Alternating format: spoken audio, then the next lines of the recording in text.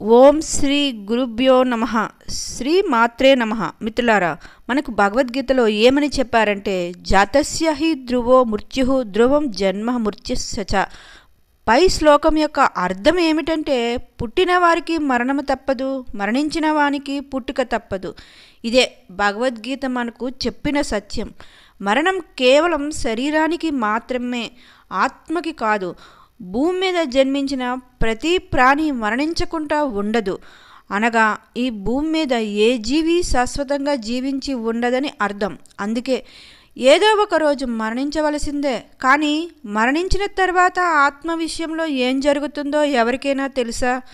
మరణించిన తర్వాత ఆత్మకు ఏం జరుగుతుందో, మరియు మరణించిన 24 గంటల తరువాత మరలా తన ఇంటికి ఆత్మ ఎందుకు వస్తుందో, ఎన్ని రోజుల వరకు తన ఇంట్లో ఉంటుందో, ఈ విషయాలన్నీ తెలుసుకుందామా?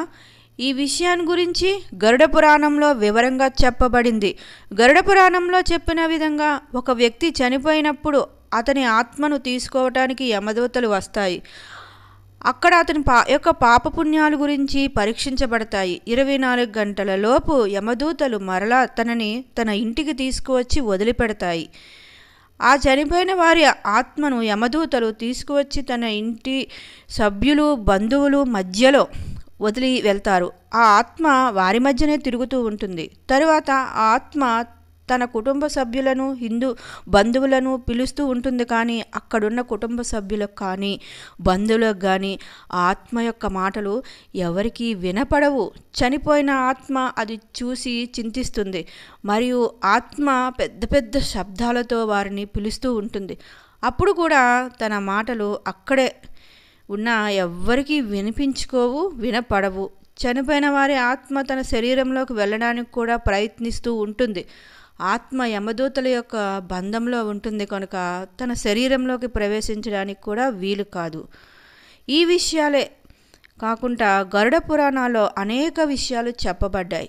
ఎవరైనా మరణించిన తర్వాత తన కుటుంబ సభ్యులు ఏడుస్తూ ఉండడం చూసి ఆ చనిపోయిన ఆత్మ బాధపడుతూ ఉంటుంది మరియు దుఃఖిస్తూ ఉంటుంది. కానీ అక్కడ ఏమీ చేయడానికి వీలు ఉండదు ఆత్మకి.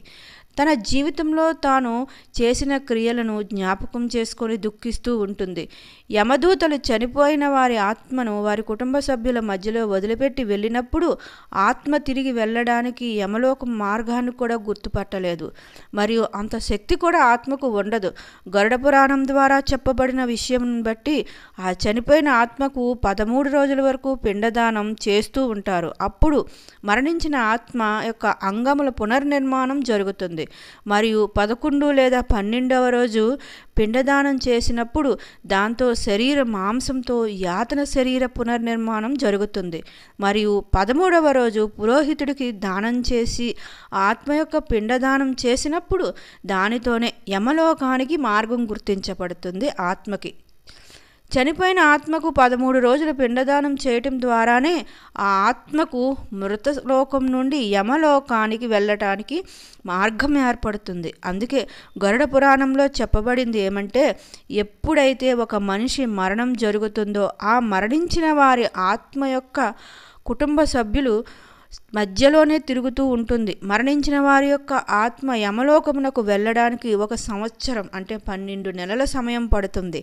ఇక్కడ మనం గ్రహించవలసిన విషయం ఏమిటంటే, 13 రోజులు మనం అర్పించిన పిండదానం చనిపోయిన ఆత్మ యొక్క ఆహారంగా తీసుకొనబడుతుంది. కానీ ఎవరికైనా పిండదానం చేయనట్లయితే వారి యొక్క పరిస్థితి ఏంటి అనే ప్రశ్న ఇప్పుడు మీ మనసులో కలుగుతుంది. ఈ విషయానికి కూడా గరుడ పురాణంలో వివరంగానే చెప్పబడింది. అదేంటంటే, ఎవరికైతే పిండదానం చేయబడదో వారిని బలవంతంగా యమదూతలు గుంజుకుంటూ యమలోకానికి తీసుకువెళ్తారు.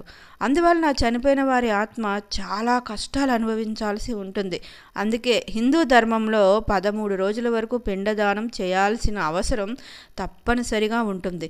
ఇవన్నీ కాకుండా గరుడ పురాణంలో చెప్పబడిన విషయాలు ఏంటంటే, 13వ రోజు మరణించిన ఆ ఆత్మ యొక్క కుటుంబ సభ్యులు పురోహితులకు ఇచ్చే దానం ఏమైనా అయిష్టతో కానీ ఖర్చు అనే బాధతో కానీ ఇచ్చినట్లయితే ఆ మరణించిన ఆత్మకు శాంతి దొరకదు. ఈ విషయంలో మరణించిన ఆత్మకు ఎంతో కష్టం అనిపిస్తుంది.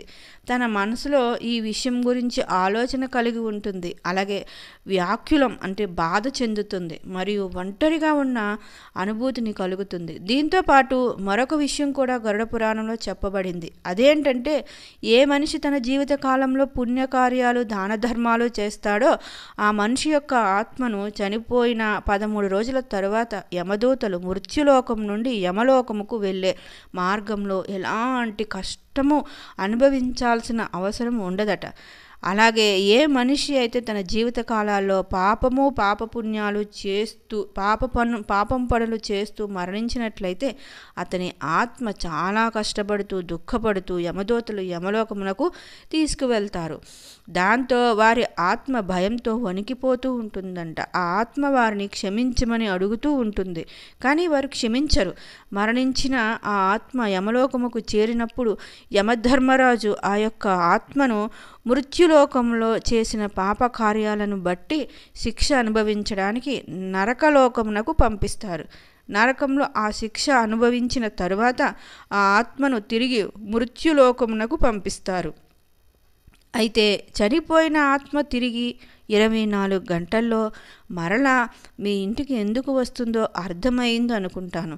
అందుకే చనిపోయిన తర్వాత వారి ఇంట్లో విపరీతమైన శబ్దాలు, ఒక ప్రత్యేకమైన భయానకమైన పరిస్థితి ఉండడం మనం గమనిస్తూనే ఉంటాం. కాబట్టి చనిపోయిన వారికి మనస్ఫూర్తిగా మనశ్శాంతిగా హిందూ ధర్మం ప్రకారం చేయాల్సిన కర్మలు చేస్తే వారి ఆత్మశాంతి